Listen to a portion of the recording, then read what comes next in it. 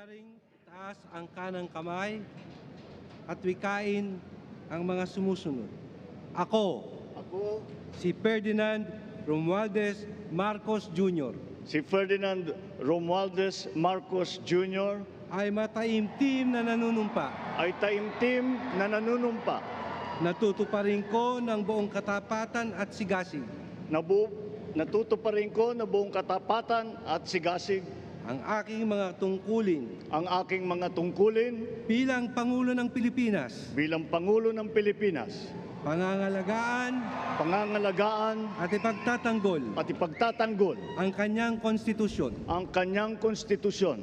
Ipatutupad ang mga batas nito, Ipapatupad ang mga batas nito, magiging makatarungan sa bawat tao, magiging makatarungan sa bawat tao, at itatalaga ang aking sarili at itatalaga ang aking sarili sa paglilingkod sa bansa. sa paglilingkod sa bansa.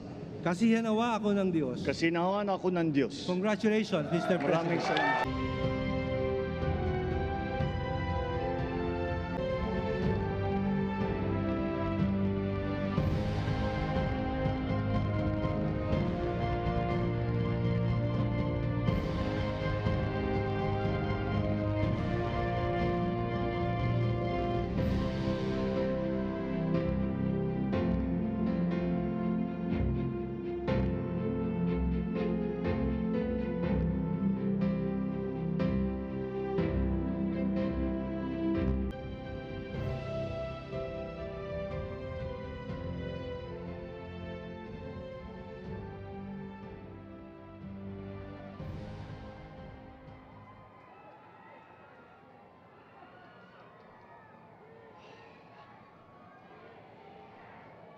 His Excellency David Hurley, Governor General of Australia, and First Lady Linda Hurley, Their Excellencies, Special Envoys, and Heads of Delegations, His Excellency, Most Reverend Charles John Brown, and the esteemed members of the Diplomatic Corps, Vice President Sara Duterte, President Fidel Ramos, President Joseph Ejercito Estrada, President Gloria Macapagal Arroyo, Senate President Vicente Soto III, and the honorable members of the Philippine Senate, House Speaker Lord Alan J. Velasco, and the honorable members of the House of Representatives, Chief Justice Alexander Gesmundo, and the honorable justices of the Supreme Court, of course, First Lady Lisa Araneta, and my children, Alexander, Sandro, Simon, and Vincent. I cannot proceed without a special greeting, of course, to the former First Lady Imelda Romualdez Marcos,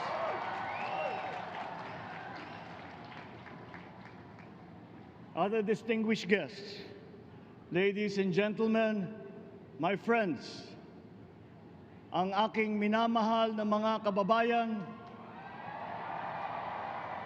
magandang tanghali po sa inyong lahat. This is a historic moment for us all. I feel it deep within me. You, the people, have spoken, and it is resounding. When my call for unity started to resonate with you, it did so because it echoed your yearnings, mirrored your sentiments, and expressed your hopes for family, for country, and for a better future. That is why it reverberated and amplified as it did, to deliver the biggest electoral mandate in the history of Philippine democracy.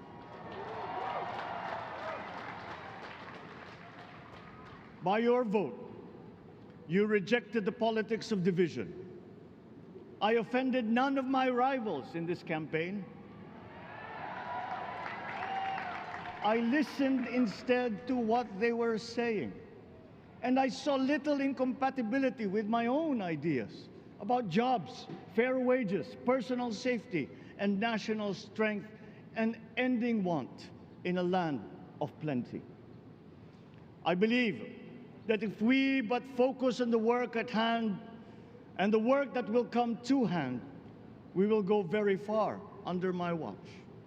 You believe that too. At pinakinggan ko ang tinig ninyo na ang sinisigaw ay pagkakaisa, pagkakaisa, pagkakaisa. We will go farther together than against each other, pushing forward, not pulling each other back, out of fear, out of a misplaced sense of weakness. But we are the furthest from weak. The Filipino diaspora flourishes even in the most inhospitable climes, where they are valued for their quality.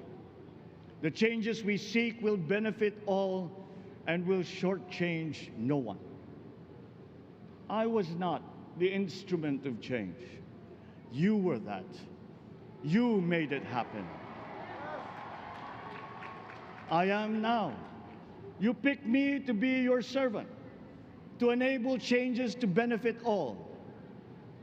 I fully understand the gravity of the responsibility that you've put on my shoulders. I do not take it lightly, but I am ready for the task. I will need your help. I want to rely on it. But rest assured, I do not predicate success on the wide cooperation that's needed. I will get it done. I once knew a man who saw what little had been achieved since independence in a land of people with the greatest potential for achievement, and yet they were poor. But he got it done, sometimes with the needed support, sometimes without. So will it be with his son. You will get no excuses from me.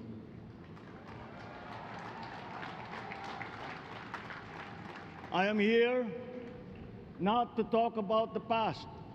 I am here to tell you about our future. A future of sufficiency, even plenty, of readily available ways and means to get done what needs doing, by you, by me. We do not look back, but ahead, up the road that we must take to a place better than the one we lost in the pandemic. Gains made and lost, opportunities missed, well-laid plans superseded by the pandemic. Indeed, ours was the fastest growing economy in ASEAN by ways now outdated.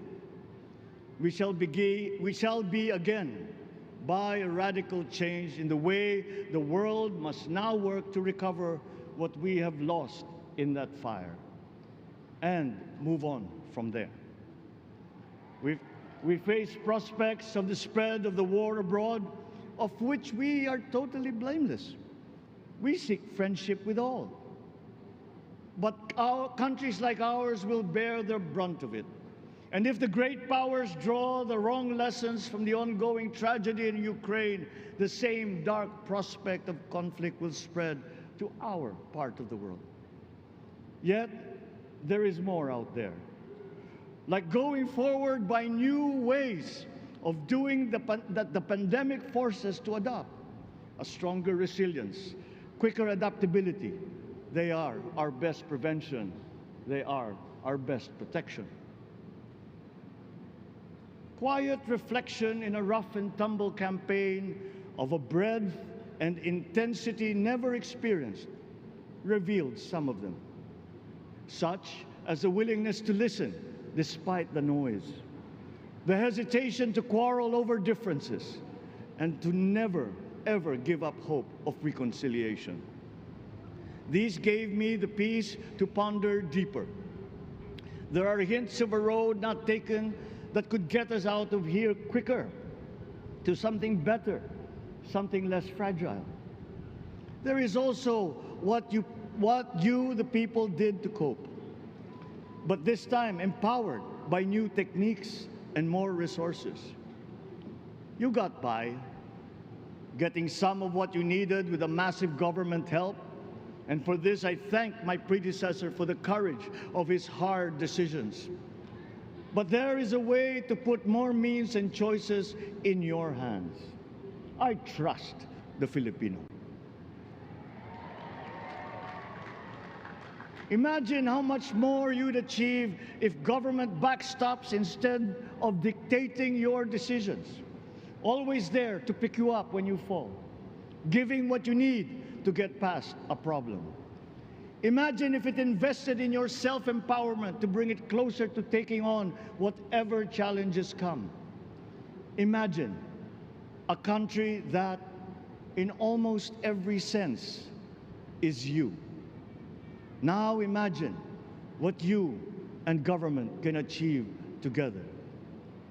We did it in the pandemic. We will do it again. But again, I will not predicate my promise to you on your cooperation. You have your own lives to live, your work to do, and there too I will help.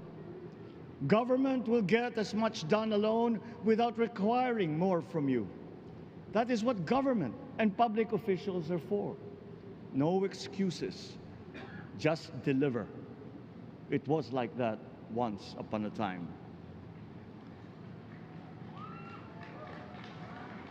I did not talk much in this campaign.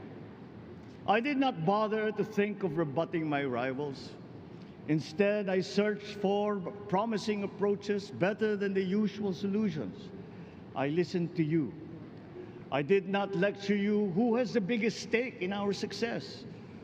And the forthcoming State of the Nation will tell you exactly how we shall get this done. In this fresh chapter of our history, I extend my hand to all Filipinos. Come, let us put our shoulders to the wheel and give that wheel a faster turn to repair and to rebuild and to address challenges in new ways, to provide what all Filipinos need, to be all that we can.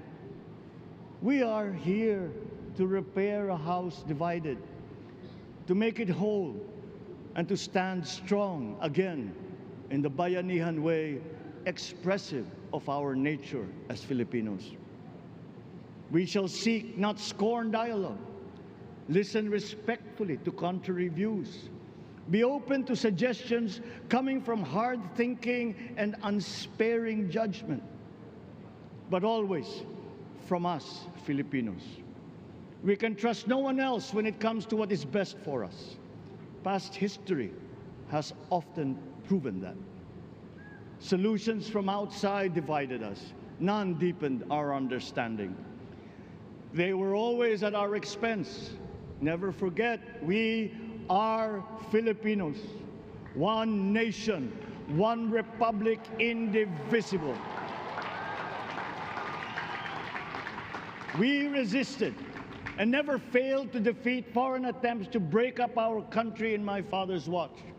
His strongest critics have conceded that. So let us all be part of the solution that we choose. In that lies the power to get it done. Always be open to differing views, but ever united in our chosen goal. Never hesitating to change it, should it prove wanting. That is how agile, resilient republics are made. Our future, we decide today. Yesterday cannot make that decision anymore, nor can tomorrow delay it. The sooner we start, the surer and quicker the prospect of achieving our future. These are troubling times. What's happening to others can happen to us, but it will not. We see what's happening. We are witness to how it is being stopped, and we have seen the glory that crowns struggle against all odds. Giving up is not an option.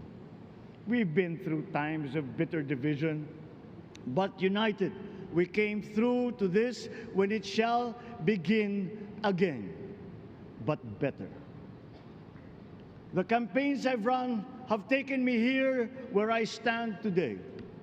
I listened to you, and this is what I have heard. We all want peace in our land. You and your children want a good chance at a better life in a safer, more prosperous country. All that is within reach of a hard-working, warm, and giving race. Your dreams are mine. Pangarap nyo ay pangarap ko. How can we make them come true? How can we do it together? But I will take it as far as anyone with the same faith and commitment can, as if it depended entirely on himself. Sa pangarap na maging mapayapa ang ating bansa, ang pangarap nyo ay pangarap ko. Sa pangarap na maging maunlad ang ating bansa, ang pangarap nyo ay pangarap ko. At sa pangarap na maging mas masinang ang kinabukasan natin at ng ating mga anak, ang pangarap nyo ay pangarap ko. We are presently drawing up a comprehensive, all-inclusive plan for economic transformation. We will build back better by doing things in the light of the experiences that we have had, both good and bad. It doesn't matter. No looking back in anger or nostalgia. In the road ahead, the immediate months will be rough, but I will walk that road with you. The pandemic ravaged bigger economies than ours. The virus is not the only thing to blame. What had been well built was torn down. We will build it back better. The role of agriculture cries for the urgent attention that its neglect and misdirection now demands.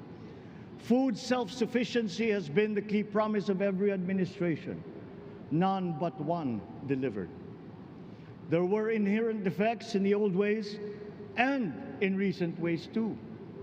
The trade policy of competitive advantage made the case that when it comes to food sufficiency, a country should not produce but import what other countries make more of and sell cheapest. Then came Ukraine. The most vulnerable when it comes to food are the countries furthest away from the conflict, those bearing no blame for provoking it. Yet they face the biggest risk of starvation. If financial aid is poured into them, though it never is, there is nothing to buy. Food is not just a trade commodity. Without it, people weaken and die.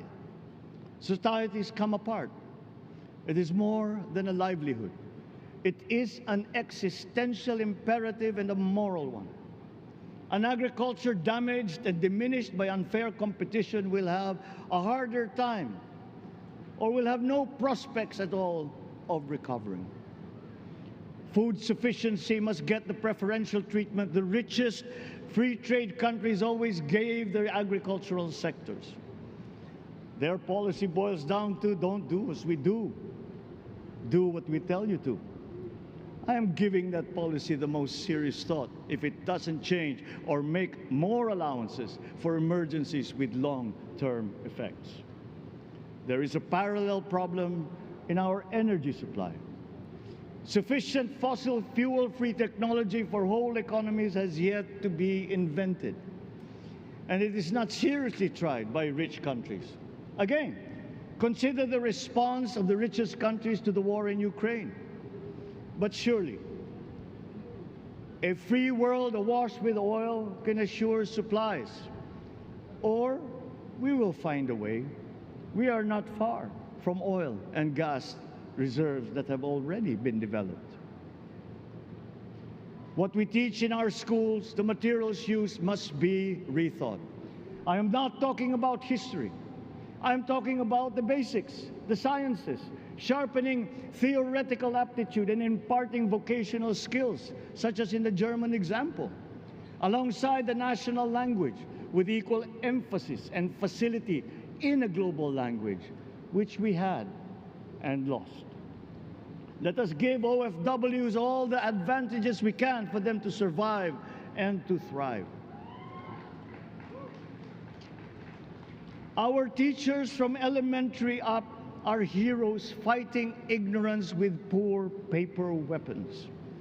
We are condemning the future of our race to menial occupations abroad. Then they are exploited by traffickers.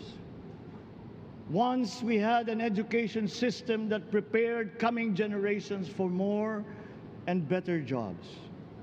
There is hope for a comeback. Vice President and soon-to-be Secretary of Education, Sara Duterte Carpio, will fit that mission to a T. We won't be caught unprepared, under-equipped, and understaffed to fight the next pandemic. To start with, we never got over the pandemic of poor, if any, free public health.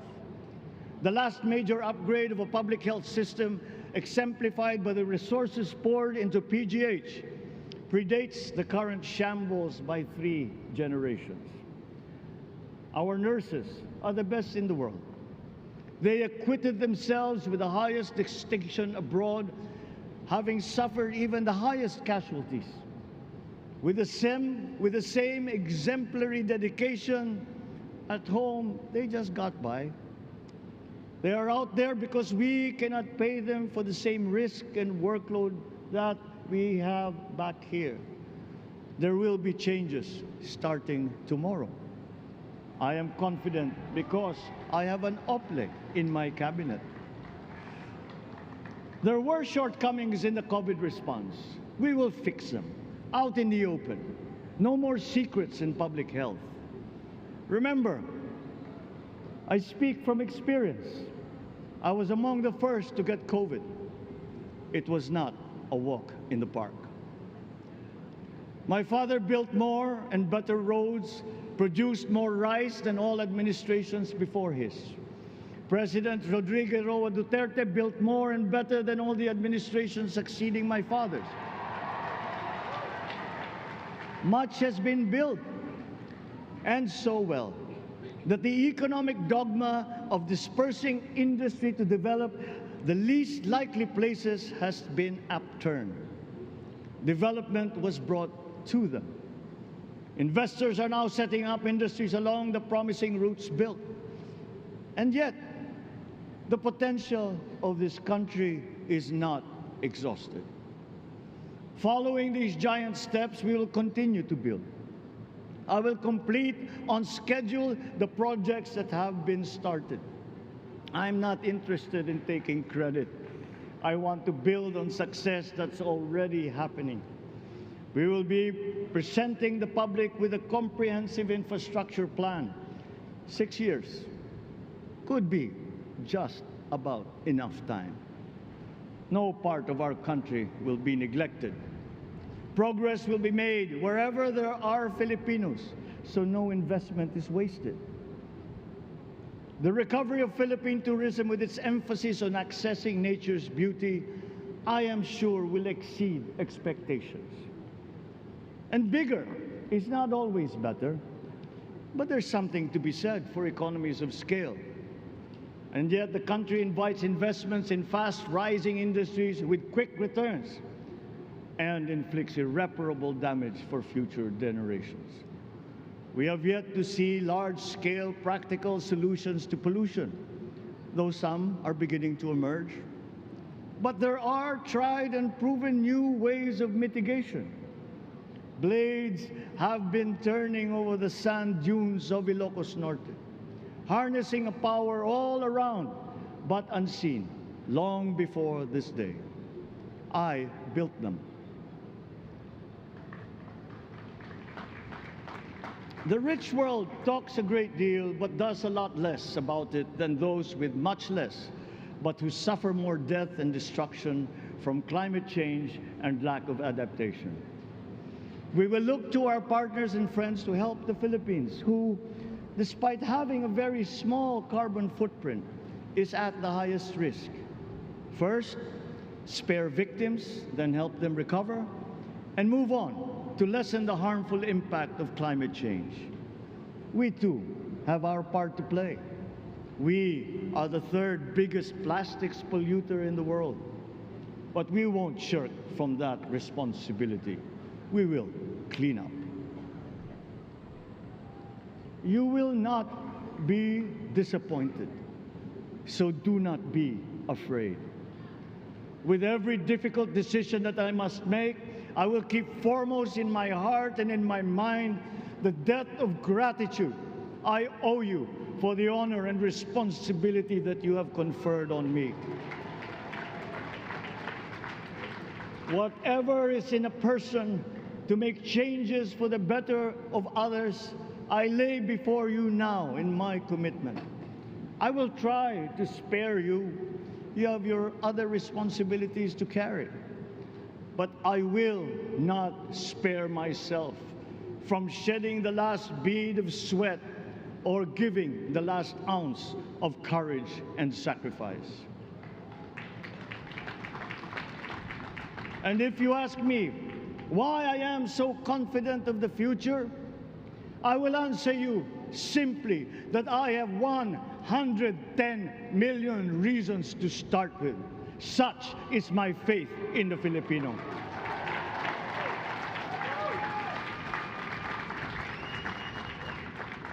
Believe, have hope.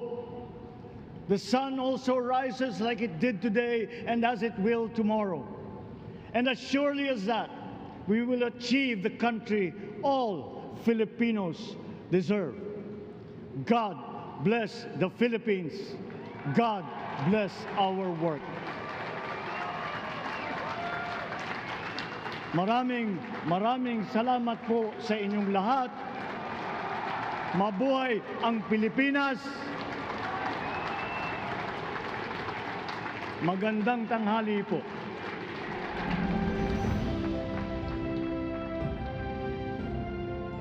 Excellencies.